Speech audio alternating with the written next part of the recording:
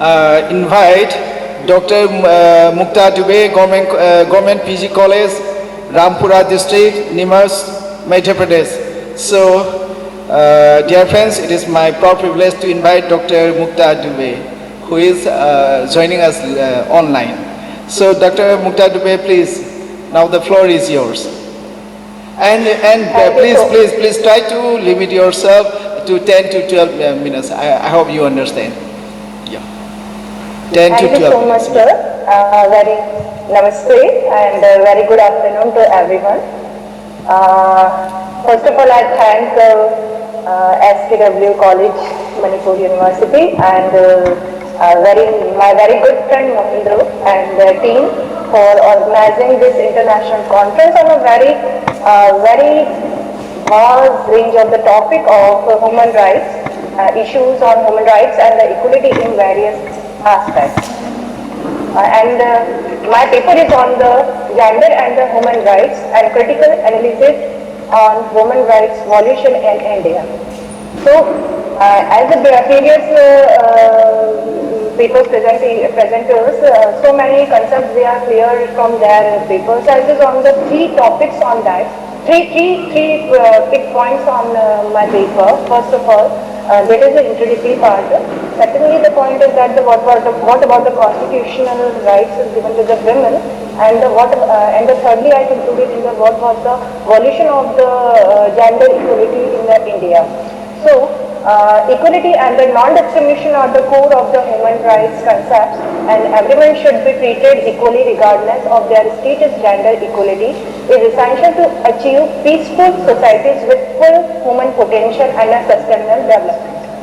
In many societies, women are viewed as subordinate to men and have a lower social, economical and political status. Gender inequality have a large and a wide-ranging impact on society. My paper throw a light on what about the genders and the human rights, and what about the reason in that. What was the reason in behind that? So many barriers for the women to for their development and sustainable development in the society.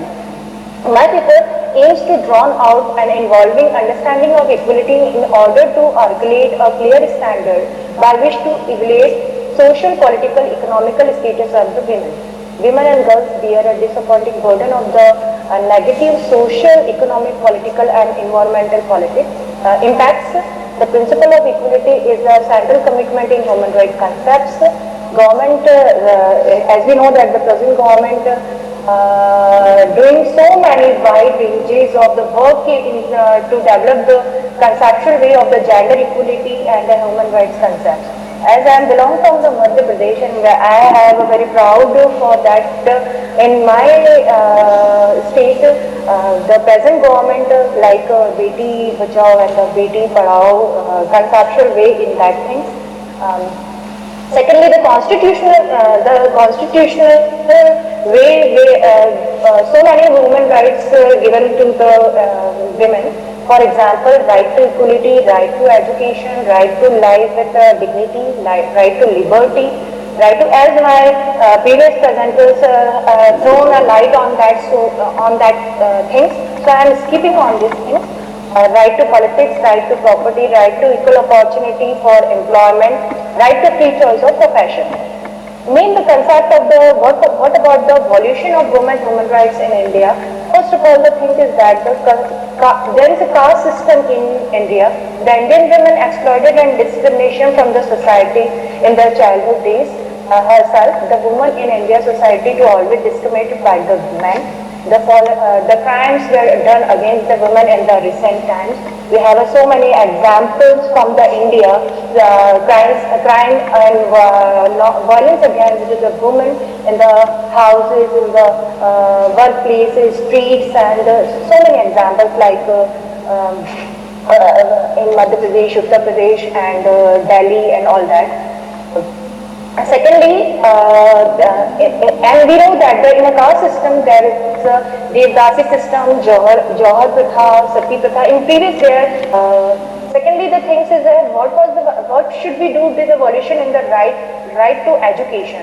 As we know that the education is considerable as a means of development of personality and the awareness. If we are giving an education to the women and the children for that, they get their status and the position in the society. In India, it is young girls may be brought up to believe that there is a sustainable only to certain profession, or in some cases to serve as the wives and the mothers. As we know that in India, 60 million girls lack access to primary education in India. Secondly, we have evolution in the politics.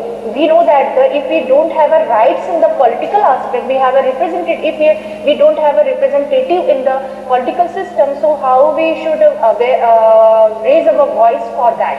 So the political status of the women in India is very unsatisfactory. So it may be we should give more reservation to the women for the participation in the Lok Sabha and the local self elections on that. The third is that to violation of the rights to property. We have to, in most of the Indian families, it is considerable that women do not have their own property. So, let to be too inspiring and then doing a sustainable development for women. Government should have right to them to that for that they get property for that themselves. And lastly, there are so many examples in India, like a dowry system, burning of the bride, rape cases in there, domestic violence is there, and not to be educated the girls, women tariffing is also the point of there. So these are the barriers we have to be sought out from the so many policies, for making so many policies by the government, so many policies. But the firstly thing is that women should more own self considerable to do some sustainable development to their self. In a concluding part, I am saying that human rights are those minimum rights which are compulsory accessible by every individual. As women is a member of the human family, the Constitution of India is also guaranteed her to given these rights. But so many barriers and so many restrictions and so many, not the development is being to the present time is 75. We are celebrating the independence all over from the 2 years. But where the situation of the women in presently way, that is a very question mark in the present society.